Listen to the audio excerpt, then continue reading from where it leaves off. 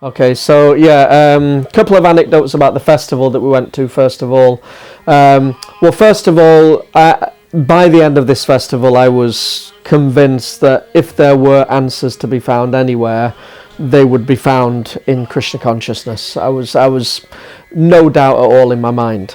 It wasn't just the philosophy. I really got into the kirtan. I don't even know what happened. Somehow I just jumped into the middle of it, and that was not really my nature to do that. I can be quite a reserved person in general in public, but I just it's like I remember standing at the side of the room wanting to dance, like feeling I had to dance, but just feeling self-conscious about it. And then one devotee, Gadruma Bihari Prabhu, he just came and grabbed me and just pulled me into the kirtan, and that was it. I was just lost in the kirtan. And then after afterwards we had prasadam. So it was halava, burfi, khichdi and puris, none of which I had any idea what they were. It was like nothing that I'd ever seen before in my life. The burfi was this square yellow thing, so the only thing that I could imagine that it was cheese. That was the closest, that was the only thing that my mind could relate to, was this is a piece of cheese, because that's the only thing that it looked like. So I started dipping the burfi into the khichdi and eating it, and just thinking, this is the weirdest cheese I've ever eaten in my life. It was just so crazy. And then Adoksaja Krishna, who's another devotee, he came and sat in front of us. And these are the first words that any devotee spoke to me directly, apart from meeting them on the street. We were eating, he just came, sat down in front of us, turned round and said, "I used to take drugs." And we're just like looking at each other like, how does he know? And we must have stank of marijuana. Eyes were like this, we had long greasy hair. If you were gonna draw a picture of someone stoned on drugs, you'd draw a picture of us. But we were thinking, how does he know? And then he started telling us all about how when he first visited the temple, he was feeling like he was getting high from eating the food, so he was going through all of the spice jars in the temple trying to find out where do they hide the drugs. So we're like, okay, this is getting too weird, it's too much. I remember my friend just saying that this is like alien food. It's like this is what they eat on other planets. It's like, it was a very overwhelming experience, but I was convinced that Krishna consciousness has the answers. But I was also very kind of scared and apprehensive, because one of the things that really struck me hard at this festival is that spiritual life is serious. I thought that I wanted spiritual life, but then being presented with it, it's like, this isn't just a hobby. It's not just something that you do for fun. It's a really serious thing. It means giving up most of the things which at that time were very important to me, especially sex and drugs. I was already a vegetarian, and gambling was never a thing, but sex and drugs was a big part of our youth culture at the time. And I realized that this is not just some hobby. This is a really serious lifestyle. It's a serious dedication, and it impressed me. It really impressed me that there are people who I can now actually see and speak to and contact who are utterly dedicated to spiritual practice. I'd heard of monks. I'd heard of spiritualists, but this is the first time that it became like a reality. So it impressed me, it scared me, it overwhelmed me. And they started doing a weekly Namahata in Blackpool, but I wasn't going to it. It was kind of like, I believe in Krishna, I believe in Krishna consciousness, but I'm worried about getting too close to this thing. I don't want to give up my enjoyment right now. So I was kind of keeping a distance, but Krishna consciousness was always there in my mind from that point. But Mark and Danielle, they did start going regularly to the Namahatta. And at that time I was working, I had a full-time job working as a care assistant in a nursing home. And Mark was also working at the same place. Like I say, the three of us were never too far from each other. So he was also working in the same place. And at that particular point, I was working the day shift and he was working the night shift.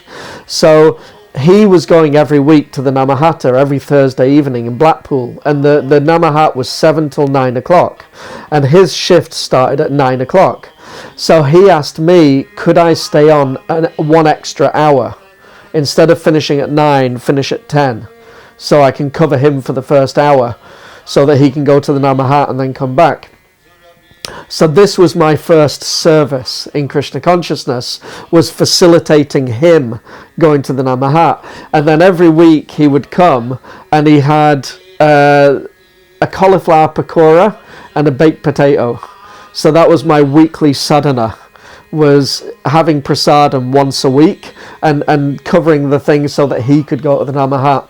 And then the next year, 1995, that was when things really exploded for all of us.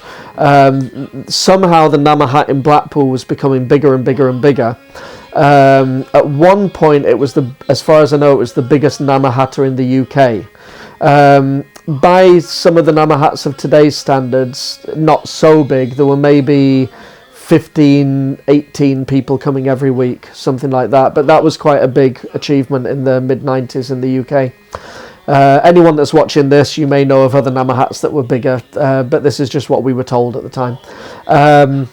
So I started slowly sort of going. Not every week, but just going along. And I can't really remember when it happened. It was like a snowball effect. Like, you don't realise that it's gathering pace. You don't really see it happening. But at a certain point, around about spring of 1995, we had this big group of friends, and Krishna consciousness just started dominating our lives. The Namahatta became the most important thing in our lives. Krishna consciousness became the most important thing. And I remember actually there was a very big sort of split in my group of friends, with those of us who were interested in Krishna consciousness and those of us that thought that the others were completely mental for getting into Krishna consciousness. And I remember it really drifted. It was like we didn't really see any more of these ones, and these ones were like glue. And the devotees started coming down to Blackpool more and more often to do festivals, either in Blackpool or around Blackpool, Preston, Lancaster, Chorley, other places. And so they would sort of recruit us. We were like the team that was helping to advertise all these festivals, putting up posters, handing out leaflets. And it just started to just dominate our lives completely. And then the real, at least for me, I was a little slower to commit than some of the other devotees, but the real moment of truth was Janmashtami 1995. We had a festival in Blackpool, because at that time we didn't have deities at Karuna Bhavan in Scotland. So the devotees didn't have to stay at the temple for Janmashtami to worship the deities. So they had Janmashtami in Blackpool. They hired a hall. We had, the festival went on till something like 9 o'clock. Then there was prasadam, and then the festival continued until midnight, and then there was more prasadam for those who'd fasted. And then we drove through the night to Karuna Bhavan. And that was the first time I'd ever been to Karuna Bhavan. So the first time I came here was on the morning of Srila Prabhupada's appearance day, 1995. I don't know what time we got here. It was probably around about 5 o'clock in the morning, something like that. I had no concept of time.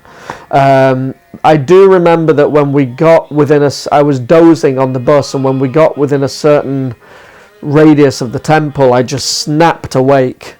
Like, we're here, and I just knew we're nearly here. And then we pulled into the temple. The place looked like it was shimmering. There was like a very strong spiritual energy in every brick. It was like Chintamani. Everything was shimmering. It was really mystical, magical. And then they told us, just go and take some rest. Just go and have a lie down because you've been up all night. So I was put in one of the rooms in the old Brahmachari ashram, and they had Srila Prabhupada's bhajans playing all the way through the night. It was on a loop. It was probably on a CD or something like that. It was looping all the way through the night. And Prabhupada would sing a bhajan, and then he would give the purport, and then sing a bhajan, give a purport. And every time Prabhupada spoke, I couldn't understand a word that he was saying. I loved the sound of his voice. His voice was soothing, penetrating, but excuse me, I didn't understand what he was saying. Nothing. I couldn't understand one single word that Prabhupada was saying. And I couldn't sleep either. I was just wide awake all night. And then Prabhupada finished one bhajan, and then all of a sudden it's like all the clouds parted. And Prabhupada's voice came through like crystal clear. He said, and the song, I now know the song was Vibhavari Shesha. And Prabhupada began by saying, this was a song sung by Bhaktivinoda Thakur. He's asking everyone to rise early in the morning. And then at that second, there was a knock on the door. And devotee came in. So this was my first instruction from Srila Prabhupada. Get up early in the morning. It was like he was actually giving me an instruction, you know. That really struck with me. And anyway, it was a very emotional day. It was a very, very emotional time just being at the temple. I remember just a moment. That was the first time I chanted with devotees. In fact, it was one of the first times that I chanted. Actually, I'll mention that once I finish this story. I need to rewind a little bit. But I started chanting japa in the temple room.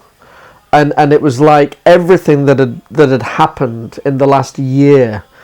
And it had been practically a year from going to the first festival to coming to Karuna Bhavan. It was roughly a 1 year journey. And it had been a roller coaster. So many things had changed. So many things had happened. And I started chanting, and I got about a third of the way through one round. And it was like the floodgates came on. I just started crying uncontrollably.